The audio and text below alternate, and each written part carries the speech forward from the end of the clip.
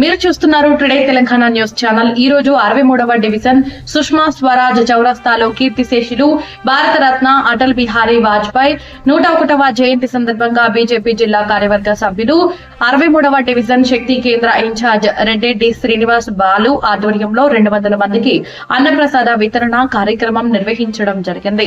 ఈ కార్యక్రమానికి ముఖ్య అతిథులుగా బీజేపీ రాష్ట్ర కార్యవర్గ సభ్యులు కోమల ఆంజనేయులు గారు, వెస్ట్ జోన్ మాజీ అధ్యక్షులు నరహరి లక్ష్మారెడ్డి గారు విచ్చేసి వాజ్పేయి గారి చిత్రపటానికి పూలమాలలు వేసి నివాళులర్పించి మాజీ ప్రధానమంత్రి శ్రీ అటల్ బిహారీ వాజ్పేయి గారి సేవలను స్మరించుకుని కొనియాడారు.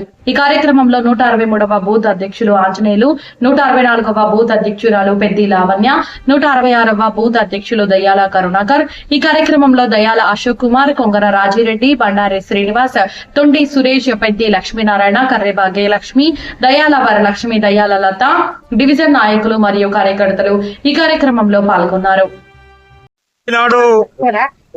అటల్ బిహారీ వాజ్పేయి గారు మాజీ ప్రధానమంత్రి ఈ రోజు జయంతి దేశవ్యాప్తంగా జరుపుకోవడం అంటూ జరుగుతున్నది. మనము అటల్ బిహారీ వాజ్పేయి గారి ఆశయాలను ముందుకు తీసుకుపోవాలని కోరుతూ ఈనాడు ఈ యొక్క మన సుష్మా స్వరాజ్ చౌరస్తాలో 63వ డివిజన్ లో మన బాలు యొక్క నాయకత్వంలో వారిని జయంతి పురస్కరించుకొని మన అన్నదాన కార్యక్రమాన్ని నిర్వహించడం అంటూ జరుగుతున్నది.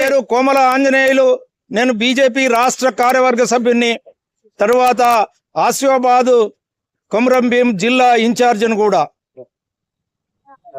రత్న అటల్ బిహారీ గారి 101వ జయంతి సందర్భంగా 63వ డివిజన్లో రెడ్డి శ్రీనివాస్ బాలు నాయకత్వంలో ఈరోజు అన్నదాన వితరణ కార్యక్రమం చేపట్టడం జరుగుతుంది.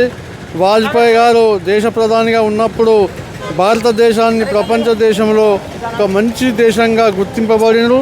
వారి నాయకత్వంలో అనేకమైనటువంటి కార్యక్రమాలు చేస్తూ విదేశాంగ విధానంలో భారత్ ముందుకు పోయిన విషయం అందరికీ కూడా తెలుసు. వాజ్పేయి గారి జయంతి సందర్భంగా భారతదేశంలోనే ఈరోజు సుపరిపాలన కార్యక్రమాన్ని ఏర్పాటు చేయడం జరుగుతుంది. వాజ్పేయి గారికి మా బీజేపీ పక్షాన నివాళులు అర్పిస్తూ ఉన్నాం. నరహరి లక్ష్మారెడ్డి, బీజేపీ నాయకులు.